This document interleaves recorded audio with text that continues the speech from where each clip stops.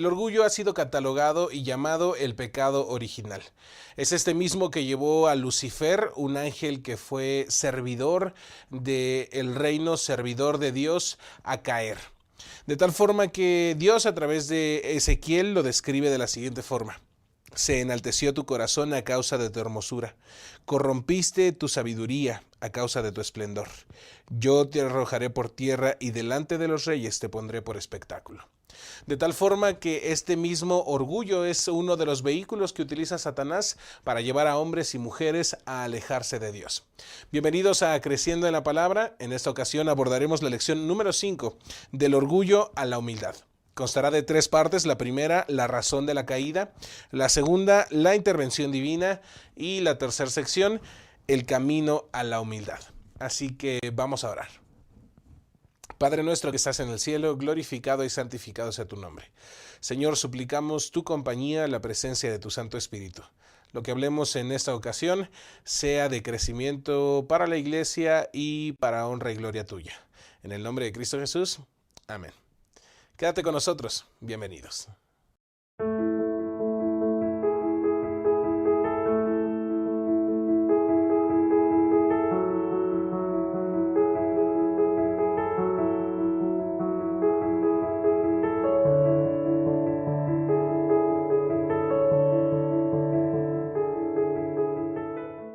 Gracias por continuar con nosotros. En esta ocasión nos acompañan el pastor Job Alcázar. Pastor, bienvenido. Gracias, qué amable. Bendiciones para todos. Va a ser una lección interesante. Definitivamente poder comprender la historia de Nabucodonosor y cómo Dios interviene en ello es muy fascinante. Gracias. También nos acompaña el pastor Isidro López. Pastor, bienvenido. Es un placer estar aquí con ustedes para poder participar del repaso de esta lección que es muy interesante porque hemos ya analizado un poco la vida de Nabucodonosor en cierta manera, los primeros 3 capítulos. Pero este capítulo 4 es el parteaguas en la vida de él, el que hace que finalmente en su vida Dios triunfe. Así que es muy interesante cómo es que Dios lleva, hasta que al final el ser humano se rompe por dentro y finalmente dice, bueno, es cierto, Dios es Dios. Así es. El capítulo 2 del libro de Daniel narra el sueño que tiene Nabucodonosor, en el cual se describe a el reino de Babilonia, se describe a Nabucodonosor como una cabeza de oro, de esplendor, una cabeza que implicaba lo mejor que podía existir en ese mundo, pensando en la degradación de los metales a futuro. ¿De qué estaba orgulloso Nabucodonosor? Qué interesante poder encontrar, como sabemos muy bien que Babilonia es una de las principales maravillas del mundo, ¿no? De la antigüedad. Y sin duda alguna la historia menciona que precisamente este reino que Nabucodonosor realizó fue impactante. Y encontramos, inclusive el escritor llamado Wright dice lo siguiente: Nabucodonosor probablemente nunca manipuló un ladrillo en toda su vida. Es decir, de manera directa él no construyó Babilonia. La construyó el sudor de los miles de esclavos oprimidos, inmigrantes, ¿no? Que estaban bajo su poderío. Y bajo ese contexto encontramos el versículo de Daniel capítulo 4, donde menciona el versículo 29. Al cabo de 12 meses, paseando por el palacio real de Babilonia, habló el rey y dijo: ¿no es esta la gran Babilonia que yo edifiqué para casa real con la fuerza de mi poder y para gloria de mi majestad? Ese es el punto, ¿no? Principal. Encontramos una sobresaturación de orgullo de este hombre, ¿verdad? Que aunque tenía mucho poder y aunque tenía mucha liderazgo en todo lo que estamos mencionando, enaltecerse a sí mismo y decir que de él procede todo lo que está ahí realizado, es un factor que obviamente generó este problema de orgullo en él. Sí.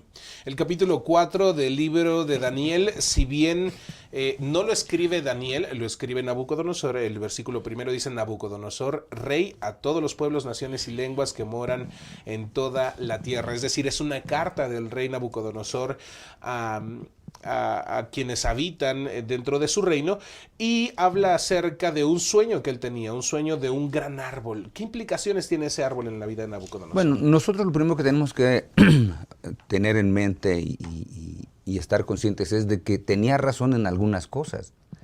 O sea, Nabucodonosor no estaba diciendo mentiras. pero depende cómo digas las verdades. Ok. O sea, fíjense bien, Nabucodonosor dice, soy el soberano del reino más grande de la tierra. ¿Era cierto? Pues era cierto, o sea, no es mentira, ¿eh? Soy el que ha formado esta ciudad más preciosa que cualquier otra. Pues también es cierto. De hecho, cuando hablamos de los famosos jardines colgantes de Babilonia, algunos dicen que él hizo esos jardines para que su esposa, que recordemos Babilonia estaba en un valle, y su esposa venía de los montes, pues donde es la belleza de los árboles. Entonces dice Nabucodonosor, para que ella se sintiera a gusto estando en la ciudad, mandó construir esas terrazas para que hubiera un verdor extraordinario. Por eso los famosos jardines colgantes de Babilonia se consideraban una de las maravillas del mundo antiguo. Ahora, la pregunta es, ¿tenía razón en que era la ciudad más hermosa de todas las ciudades? Pues también tenía razón. Pero el cómo se dicen las cosas es el asunto básico, de manera muy específica aquí. ¿Por qué?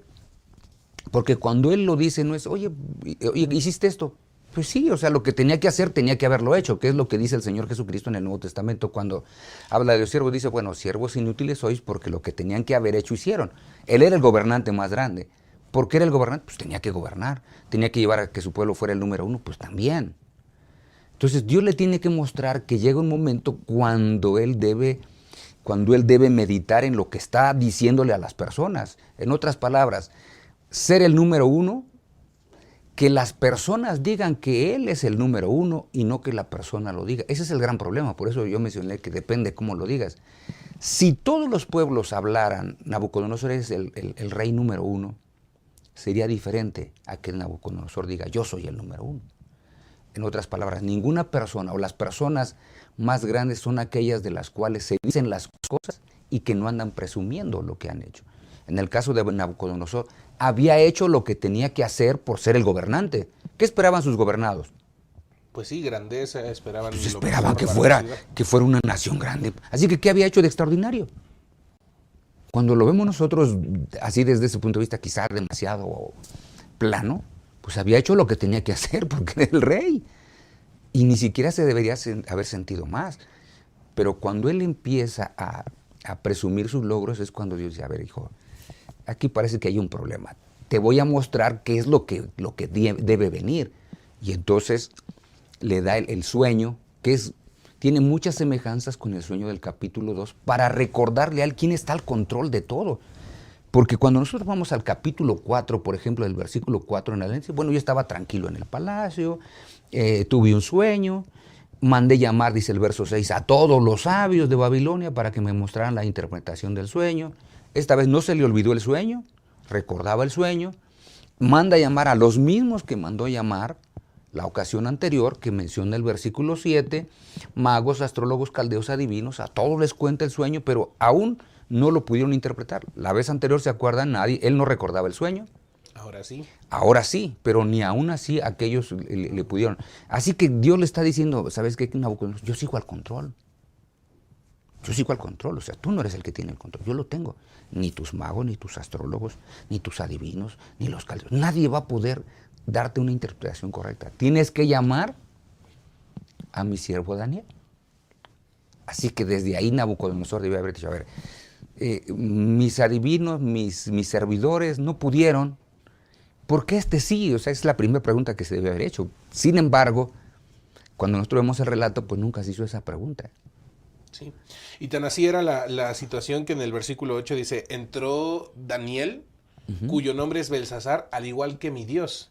Es decir, con esta expresión vuelve a nulificar el control que Dios tiene en su vida, a pesar que estaba haciéndole saber esta situación. Que está viendo, ¿no? las evidencias, ¿no? Claro.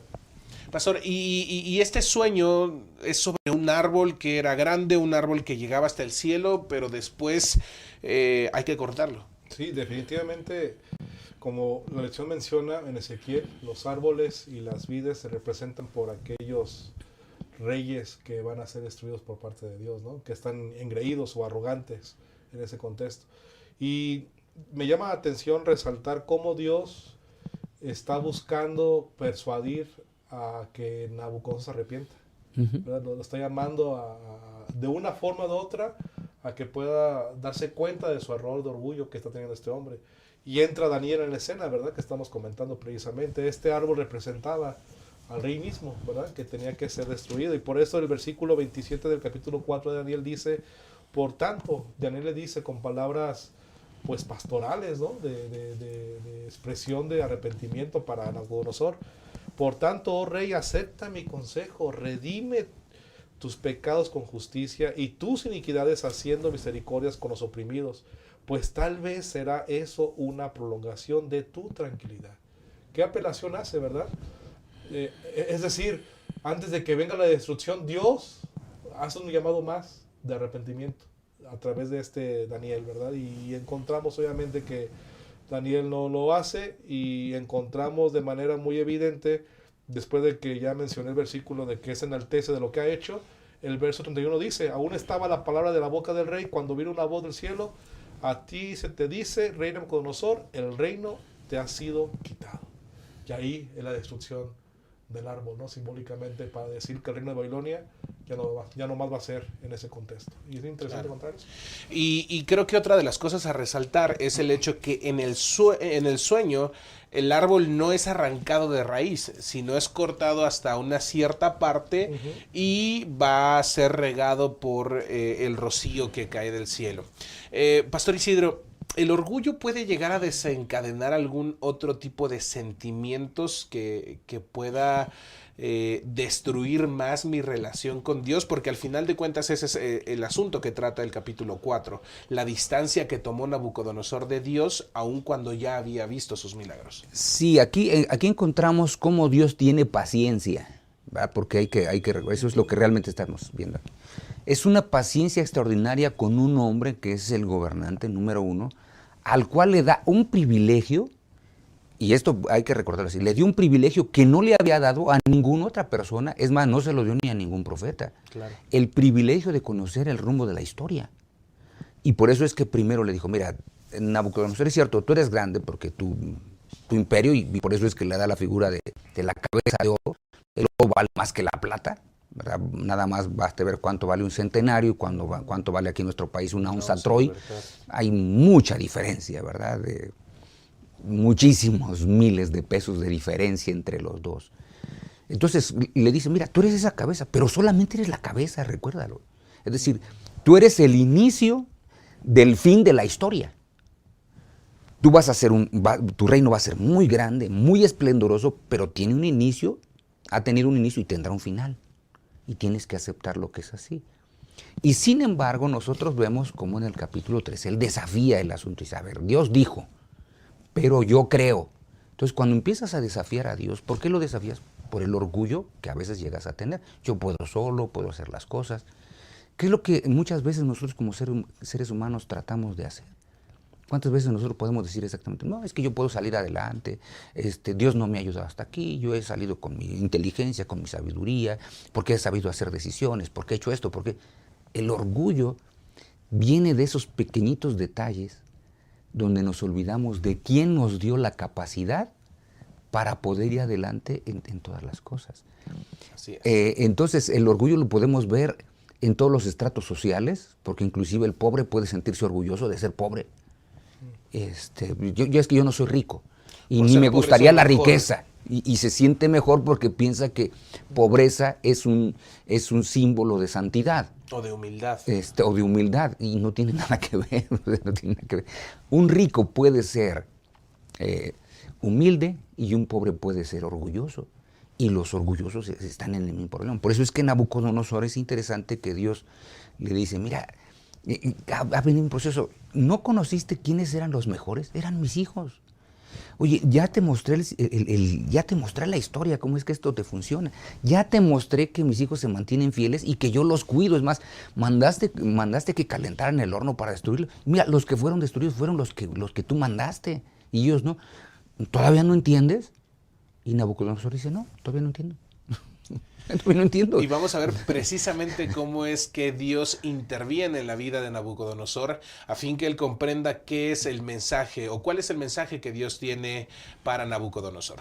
Dejamos una pregunta en el aire antes de ir a esta breve pausa. ¿Hay forma de sentirse orgulloso de lo que hemos logrado, pero sin llegar a ser engreídos?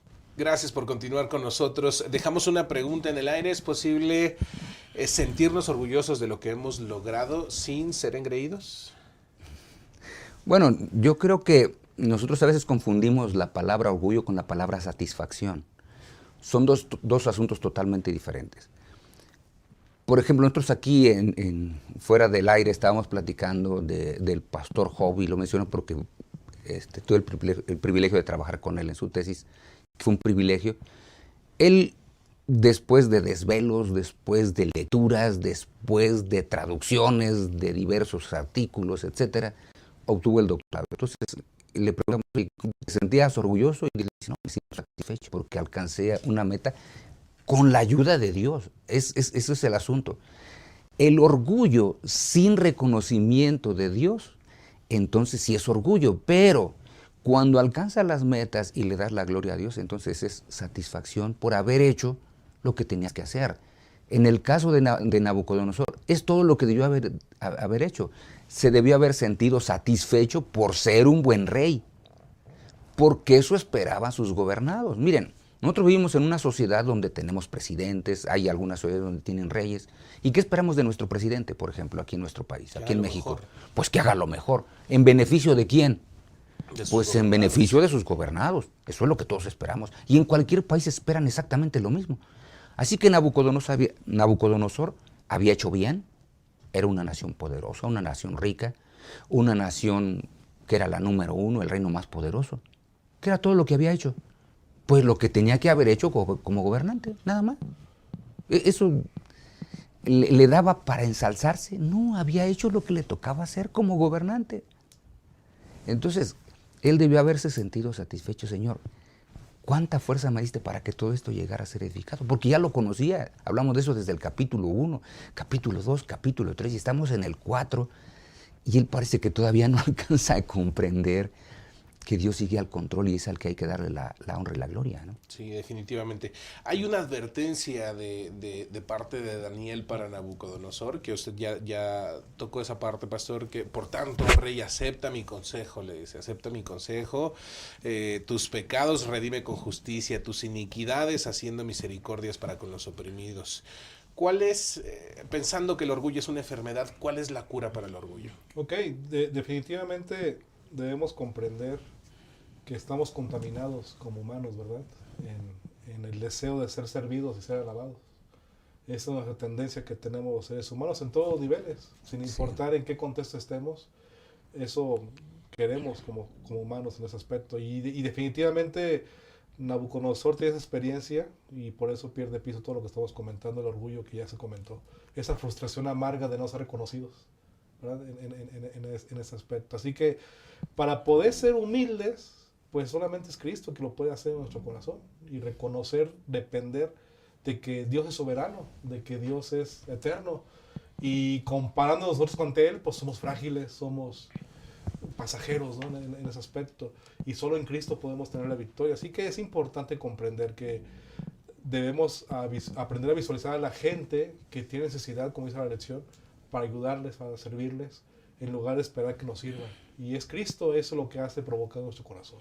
Ese gozo, ese ánimo de cumplir, de servir a los demás, lo logramos en Cristo Jesús solamente. Porque al final el orgullo de Nabucodonosor lo alejó de su pueblo. Mencionaba el comentarista al inicio de la lección que Nabucodonosor no hizo nada por el reino. Fue la esclavitud, o más bien los esclavos que traía de otros lugares. Recordemos, quienes se la pasaban bien, pues eran los babilonios. Pero los judíos no se la estaban pasando bien. Los otros pueblos a los cuales había prometido, pues tampoco se la estaban pasando bien. Pues eran los que tenían que edificar el asunto. O sea, el esclavo nunca se la va a pasar bien. Comienza a hacer lo que realmente tienes que hacer. Es la advertencia que le da Daniel en el versículo 27, ¿no? Por eso es que es interesante que yo quisiera hacer recalcar este asunto. Lo que Dios dice, tarde o temprano se cumple.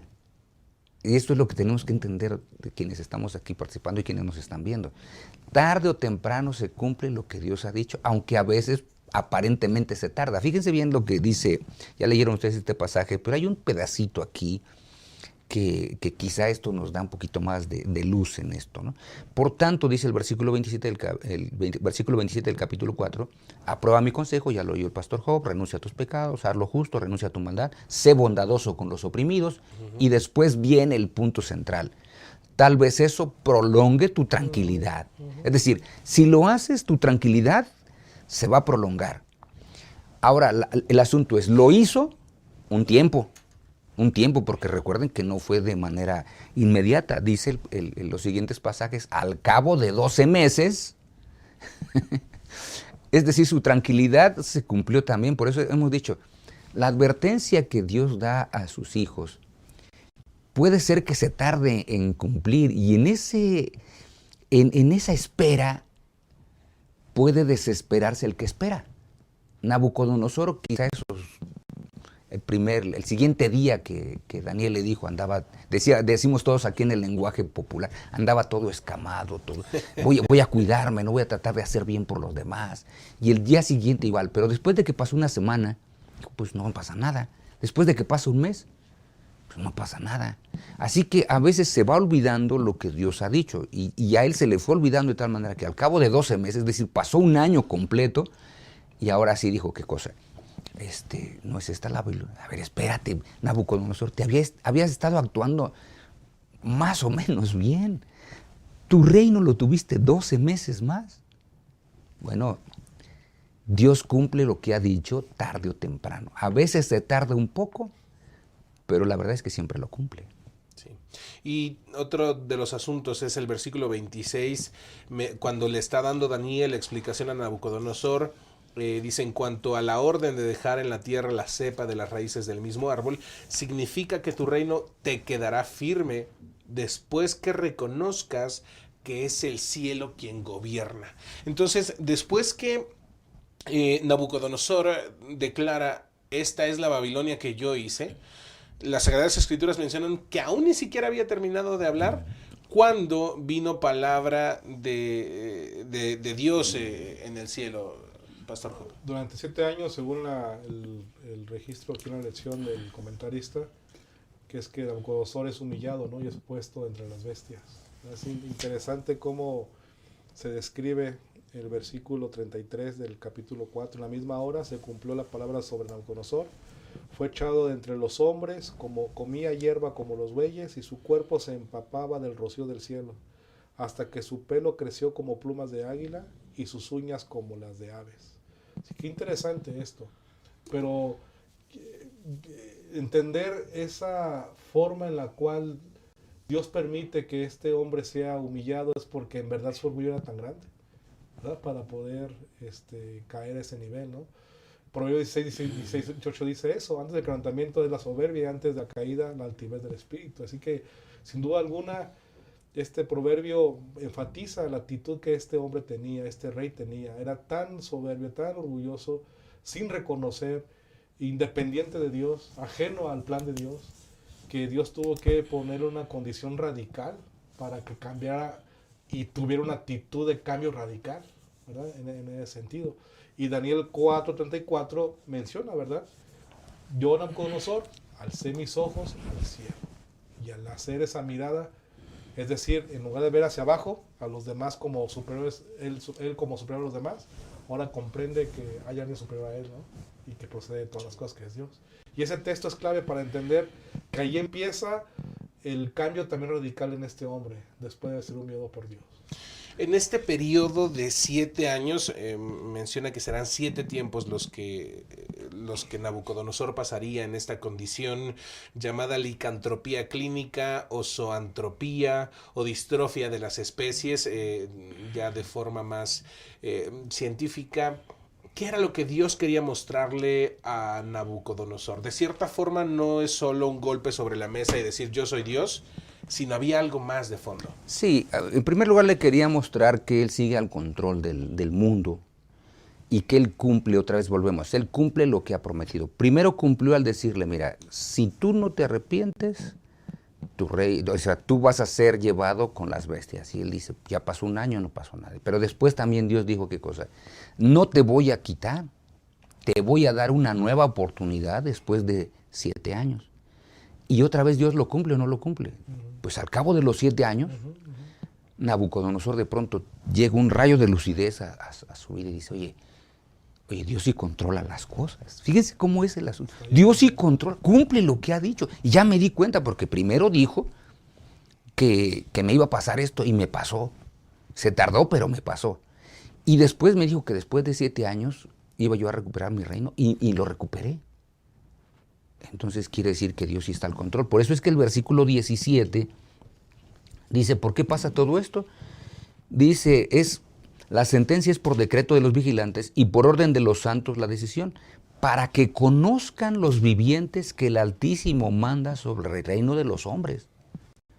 Y a quien Él quiere lo da y constituye sobre Él al más humilde de los hombres. Es decir, Dios sigue al control.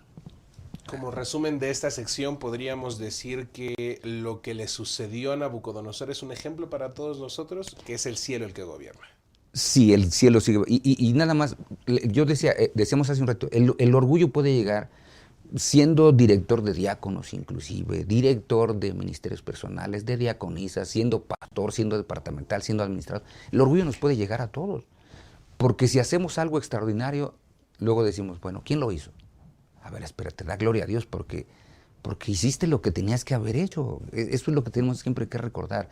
Por eso es que el Señor Jesucristo con los discípulos, al darles el ejemplo, les dijo, miren, cuando ustedes salgan algo extraordinario, pues somos siervos inútiles, porque lo que teníamos que hacer lo hicimos. Eso fue todo. ¿Qué hicimos de más? Me parece que eso es el asunto en lo que tiene que ver con esto, la satisfacción del deber cumplido. Así es. Vamos a ir a una breve pausa y regresamos con la última sección de Creciendo en la Palabra.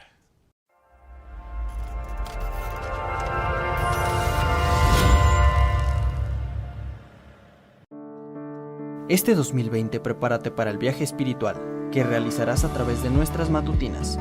Un recorrido de 366 días con reflexiones para toda la familia, ideales para comenzar cada día. Realiza tu viaje en familia a través del conocimiento y los valores con el matinal para niños Cada Día con Jesús. Descubre el mejor libro del mundo en las lecturas devocionales para menores. Antes de comenzar el día, para y piensa con el matinal de adolescentes. Renuévate todas las mañanas en las meditaciones para jóvenes.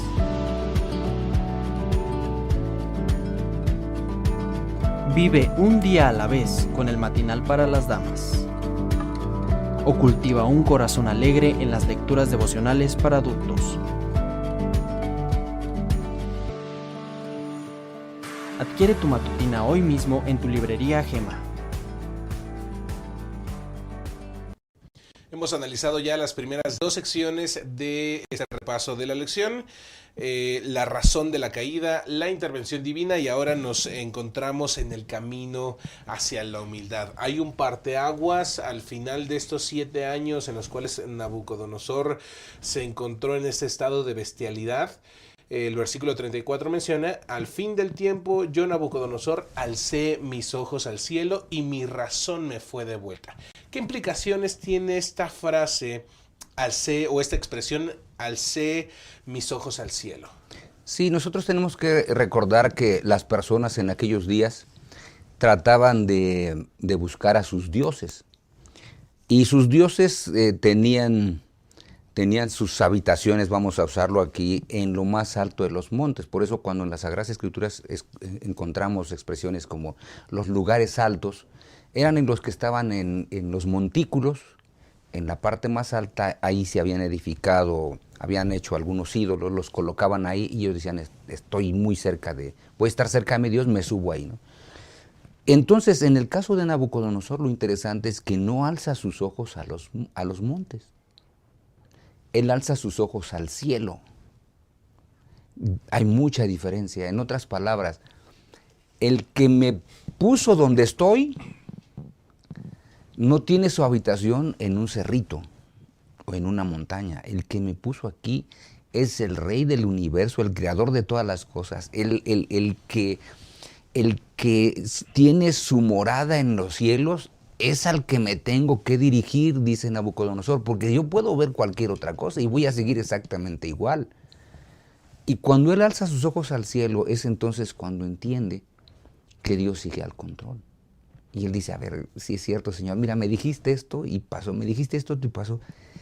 Señor, realmente, híjole, no tengo palabras para decir, Señor, lo que está pasando aquí adentro, ¿no? Teníamos aquí un hombre que se comportaba como hombre, que vivía como hombre, que estaba vestido con las ropas más esplendorosas, con la corona más extraordinaria, y de pronto lo vemos allá metido con los animales, imagínense durmiendo ahí como un animalito con el pelo crecido, las uñas crecidas. Pues debió haber sido un espectáculo deplorable de ser humano. Y ahora en ese momento tan terrible, en lo más profundo de él, de pronto viene una lucidez y dice, Señor, sí, me equivoqué. Y justamente el camino a la humildad es alzar los ojos al cielo, para que reconozcamos que Dios siga al control. Y que si Dios tiene control del universo, puede tener también el control de nuestras vidas, ¿no? Hay muchas ocasiones en las que hemos perdido luchas y definitivamente Dios ejerce su poder restaurador en nuestras vidas de la misma forma que lo hizo con Nabucodonosor. Pero hay una diferencia. Nosotros como seres humanos muchas veces no damos reconocimiento a esa obra restauradora de Dios. ¿Qué pasó con Nabucodonosor? Interesante encontrar en la lección que Nabucodonosor tiene 4 actitudes que él manifiesta eso precisamente, ¿no? Primero, él comprende claramente lo que el pastor ya mencionó, la soberanía de Dios. Dios es soberano. Y ante él, ¿qué podemos decir? Su reino es por todas las edades, Dios es eterno en ese contexto, ¿verdad? En Daniel 4:35 menciona eso. El segundo factor que Nabucodonosor reconoce también es que él reconoce que él es un ser creado. Y esto es bien interesante en el conflicto cósmico comprender, porque desde el inicio recordamos que Satanás también se rebeló ante Dios en ese contexto, ¿verdad? Olvidando que era un ser creado. Y aquí Nabucodonosor ahora él sí reconoce y se da cuenta en Daniel 4:35 que él es un ser creado y Dios es Dios. Y bajo ese contexto, ¿qué podemos nosotros estar refutando? Tercer elemento que se encuentra también en Daniel 4:37 es que Nabucodonosor reconoce que Dios es justo y es veraz. Es decir, él no es como nosotros, como seres humanos, ¿no? Que somos fluctuantes, volubles, sino que realmente Dios es justo y todas sus obras son verdaderas y sus caminos son justos. Y el último factor que Nabucodonosor también reconoce al respecto a esto es que Dios resiste a los soberbios y da gracia a los humildes. Así que esos elementos juegan un papel importante como una evidencia de que Nabucodonosor se convierte y reconoce a Dios en su corazón, que ya hemos dicho que era soberbio y orgulloso. También otro de los elementos es que Nabucodonosor no solo reconoce para sí mismo el hecho que Dios ha transformado su vida o la soberanía de Dios en su vida, y es que con esta carta que él envía al pueblo, también se convierte en una especie de predicador o en una especie de misionero en favor de otros. Sí, aquí, por eso es que este documento, esta parte esta parte histórica de Daniel es tan interesante, porque la mayoría de documentos que nosotros encontramos, documentos antiguos de los reyes, siempre se exaltan las grandezas. ¿Quién quiere exaltar sus errores? Otra vez volvemos al asunto, el orgullo me impide que pueda decir los errores que tengo. Claro. Pero cuando Nabucodonosor escribe esto, de pronto dice, ¿sabe qué? Es que sí me equivoqué. La verdad es que Dios es más grande que yo. Entonces, eso le lleva justamente a mejorar.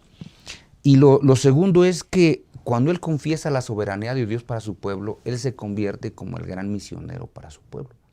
Porque le está diciendo, miren, toda la grandeza que este reino tiene, ahora reconozco que no es por mi fuerza, no es por mi valentía, no es por mi inteligencia, no es porque yo sea superior.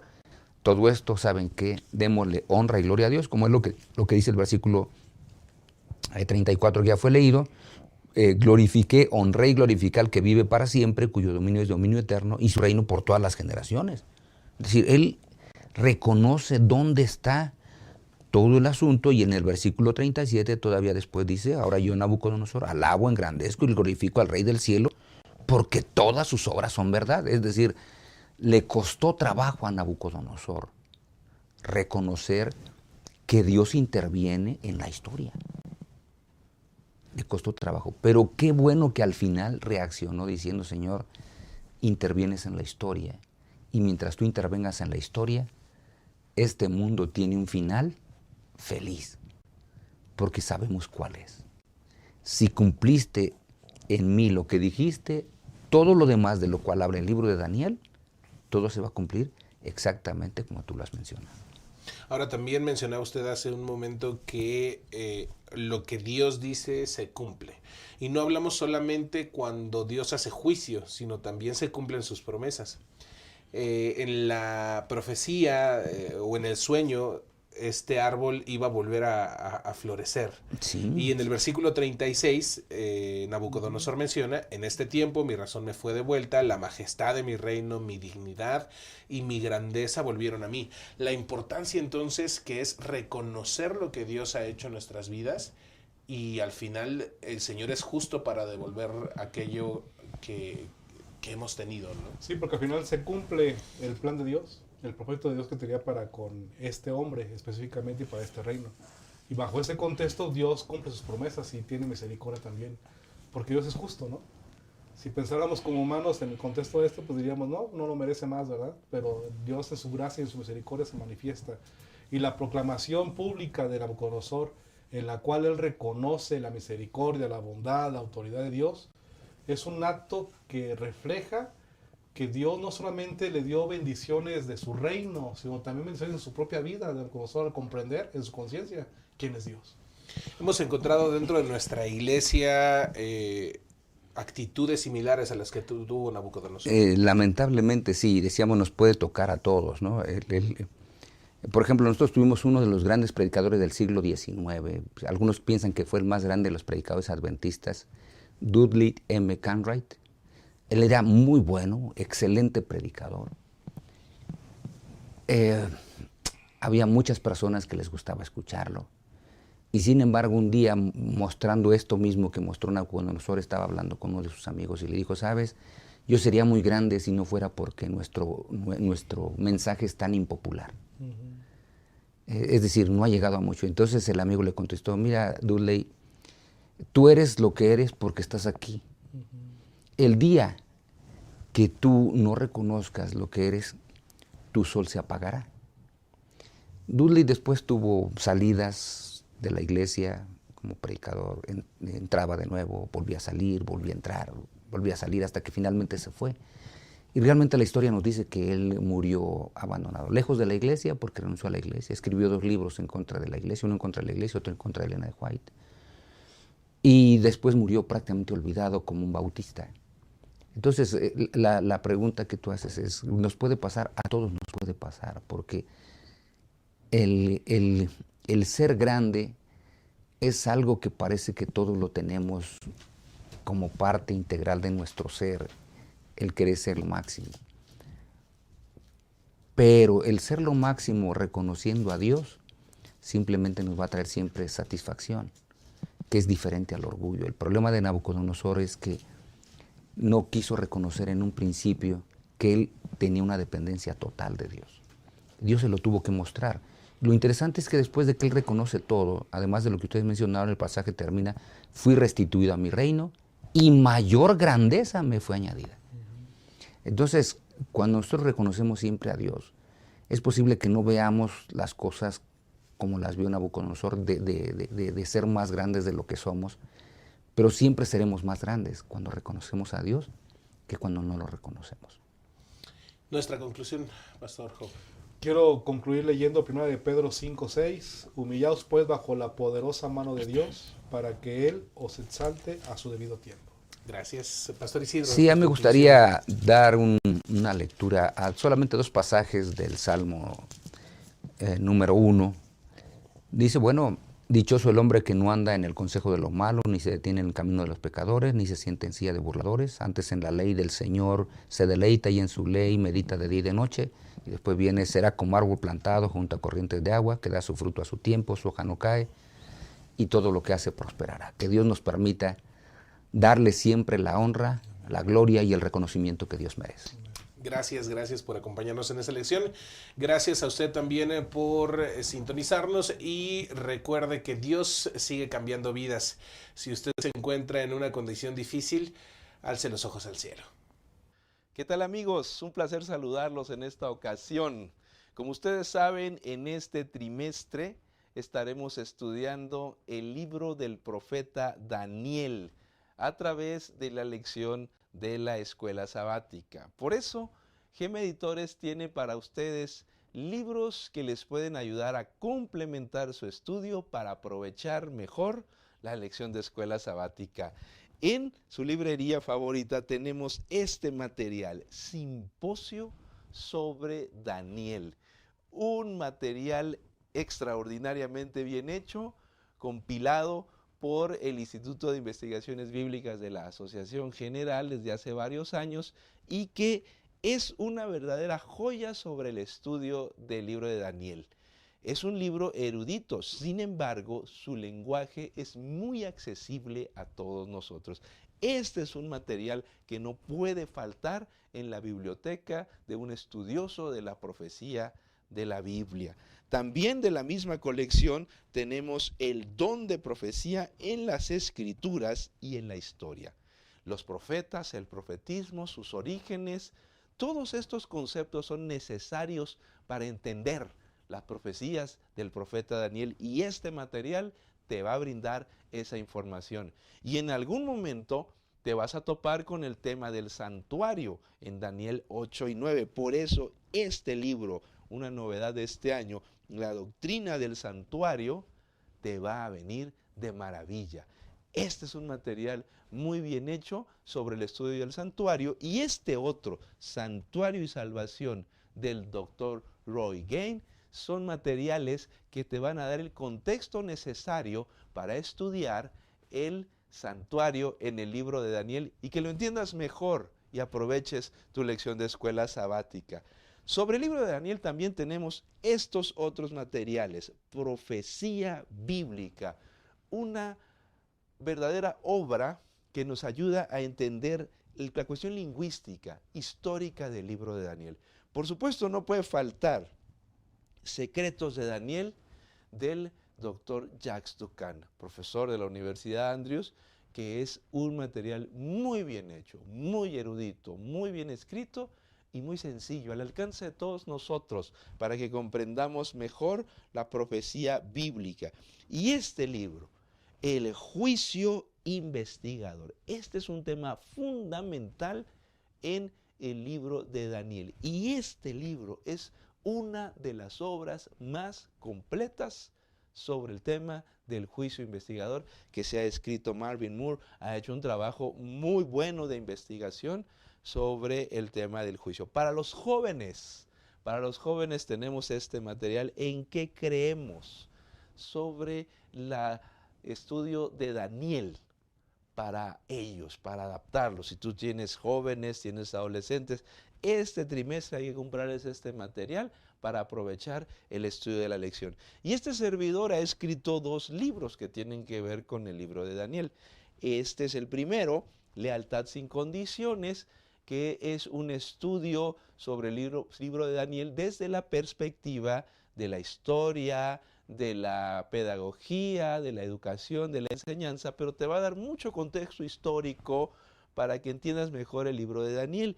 Y este es el más reciente que hemos escrito, Secretos Revelados, que fue presentado en el último concilio de la Asociación General. Es un material revisado por el doctor Ángel Manuel Rodríguez, que estuvo trabajando en el Instituto de Investigación Bíblica y que nos apoyó con la revisión de este material. Este es un libro que vas a disfrutar, porque tiene 27 capítulos ilustrados, con mapas, cuadros de información, mucha didáctica para que entiendas mejor el libro de Daniel y aproveches tu estudio. Así que en esta hora yo quiero invitarte a que complementes tu estudio de la lección con estos materiales que encontrarás en tu librería Gema más cercana. Que Dios les bendiga en esta hora.